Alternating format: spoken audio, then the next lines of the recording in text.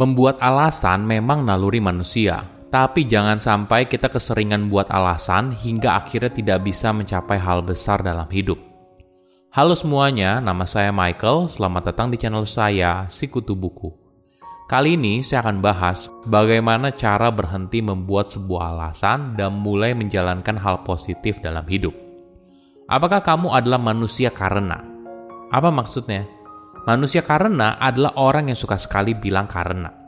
Orang ini akan bilang alasan kenapa dia tidak melakukan sesuatu, ya karena bla bla bla. Bisa karena orang lain, bisa karena masa lalunya, dan sebagainya. Kata karena boleh dibilang merupakan kata yang menggoda, dan kita mungkin saja menggunakan kata ini dalam berbagai situasi. Saya tidak bisa menulis buku karena bla bla bla. Saya tidak bisa keluar dari pekerjaan yang toksik karena bla bla bla. Kata karena menjadi justifikasi kita tidak melakukan sesuatu. Kita berhenti bertanggung jawab atas apa yang terjadi dalam hidup kita. Karena kita merasa kalau ini berada di luar kendali. Ini adalah mentalitas yang perlu kamu ubah apabila kamu ingin sukses. Sebelum kita mulai, buat kalian yang mau support channel ini agar terus berkarya, caranya gampang banget. Kalian cukup klik subscribe dan nyalakan loncengnya. Dukungan kalian membantu banget supaya kita bisa rutin posting dan bersama-sama belajar di channel ini. Apakah kamu punya monster pembuat alasan? Kita semua pada dasarnya punya. Suara ini kadang terdengar begitu menghakimi. Suara ini selalu bilang soal kenapa kamu gak bisa atau membuat kamu mengerjakan hal lain hanya karena hal tersebut terlihat lebih menarik.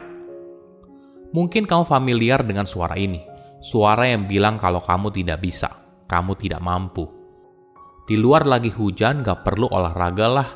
Hari ini libur, gak perlu diet, dan sebagainya. Otak kita berusaha menjustifikasi untuk tidak mengerjakan sesuatu. Alhasil, hal ini akan menjauhkan kamu dari apa yang ingin kamu capai dalam hidup. Membuat alasan adalah respon alami manusia.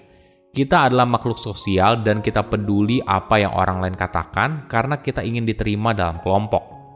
Daripada menghadapi percakapan dan perasaan yang tidak nyaman, kita cenderung menghindar dan membuat alasan. Orang yang seringkali membuat alasan mungkin merasa senang sesaat karena menghindari rasa sakit jangka pendek. Tapi dalam jangka panjang, orang ini merasa hidupnya tidak puas dan kadang merasa cemas atau depresi. Psikolog mengkategorikan ini sebagai perilaku yang bisa mengganggu kinerja dan motivasi pribadi. Hal ini menghambat kita untuk mengerjakan sebuah tugas. Tapi apabila digali lebih dalam, ini merupakan hasrat tak sadar seorang untuk melindungi dirinya sendiri dari kecemasan dan rasa malu. Semakin cemas dan malu yang kita rasakan, maka kemungkinan besar kita akan membangun halangan yang mencegah kita mencapai tujuan yang diinginkan. Membuat alasan seringkali mengalihkan fokus dari masalah yang berkaitan dengan diri kepada sesuatu yang relatif tidak penting. Sebagai contoh, seorang bertanya kenapa kamu gagal dalam ujian. Mungkin saja ada rasa malu dan cemas. Alam bawah sadarmu dengan cepat berusaha melindungi diri dari kritik atau serangan eksternal. Lalu kamu bilang kalau tesnya tidak adil. Pengalihan ini memindahkan fokus dari yang sebenarnya kamu kurang persiapan kepada sumber eksternal yang berada di luar diri. Sama halnya ketika kamu bolos olahraga. Kamu beralasan cuaca terlalu panas, cuaca sedang hujan, dan sebagainya. Atau dietmu gagal, kamu beralasan ini terlalu sulit, dan sebagainya. Di satu sisi, ini merupakan mekanisme pertahanan diri. Beban di pundakmu berkurang, kecemasan berkurang, dan kamu tidak lagi bertanggung jawab sepenuhnya. Tapi apakah ini adalah cara yang tepat? Menurut peneliti dari University of Florida, ada keuntungan dan kerugian dari membuat alasan. Alasan sebenarnya bisa bermanfaat jika hasil akhirnya adalah harga diri yang terlindungi, kecemasan dan depresi yang rendah, dan bahkan sistem kekebalan tubuh yang meningkat. Kadang-kadang ketika kita ibaratnya diberi kartu keluar dari penjara, kita mungkin tampil lebih baik di lain waktu karena kita tidak lagi menderita ancaman terhadap citra diri yang buruk. Ini pada gilirannya dapat meningkatkan kontrol diri dan fokus, menghasilkan kinerja yang lebih baik. Tetapi agar alasan menjadi baik, alasan itu harus kredibel dan mempertahankan diri dari sebuah tujuan dan simpati bagi pembuat alasan. Tapi jika tidak, alasan ini yang pada akhirnya merusak akuntabilitas seorang, membuat orang lain memandangnya sebagai penipu, tidak efektif, dan mementingkan diri sendiri. Jenis alasan ini seperti berbohong, mengkerdilkan diri dengan bilang kalau dia tidak bisa, atau mengalihkan kesalahan kepada sumber di luar diri. Perlu disadari, merubah kebiasaan memang tidak mudah. Bagi kamu yang terbiasa membuat alasan, mungkin ini sama sulitnya seperti menjaga komitmen dari sebuah resolusi. Atau mungkin saja justru lebih sulit. Memang betul, kebiasaan membuat alasan seringkali terjadi di alam bawah sadar. Tapi apabila kamu ingin keluar dari sebuah kebiasaan, butuh usaha yang sadar. Ada sebuah studi yang menarik. Bagian otak kita yang berhubungan dengan pembentuk sebuah kebiasaan menunjukkan kalau perilaku yang semi otomatis, misalnya keceplosan dalam membuat sebuah alasan, itu sebenarnya masih berada dalam kendali.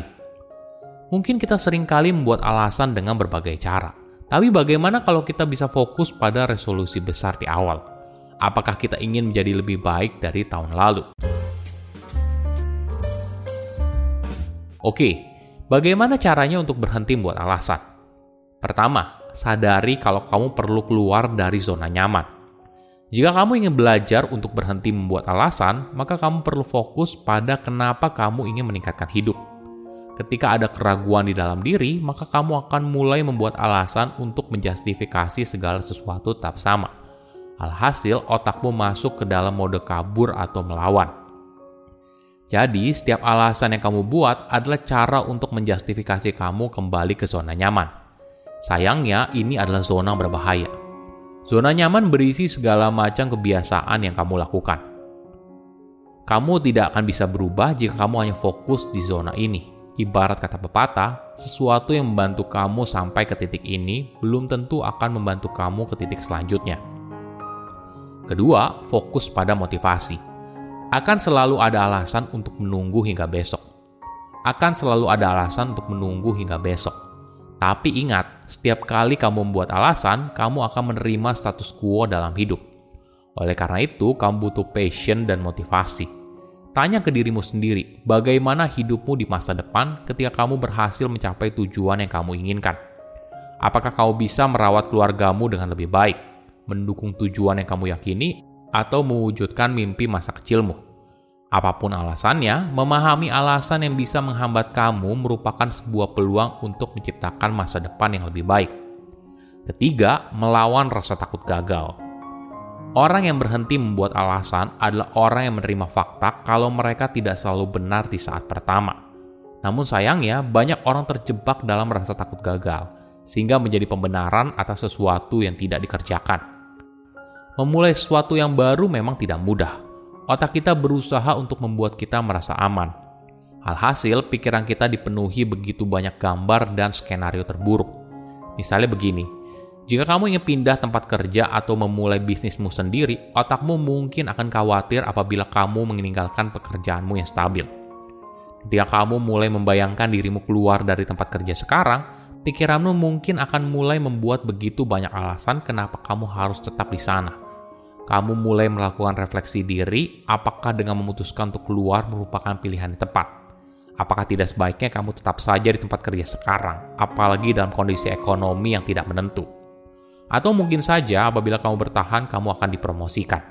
Semua skenario ini berjalan terus-menerus di otakmu dan berusaha membuat segudang alasan kenapa kamu harus tetap ada di tempat kerja sekarang.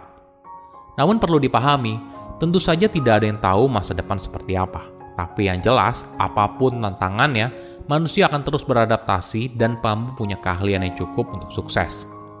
Silahkan komen di kolom komentar pelajaran apa yang kalian dapat ketika tahu informasi ini. Selain itu, komen juga mau tahu informasi apa lagi yang saya review di video berikutnya.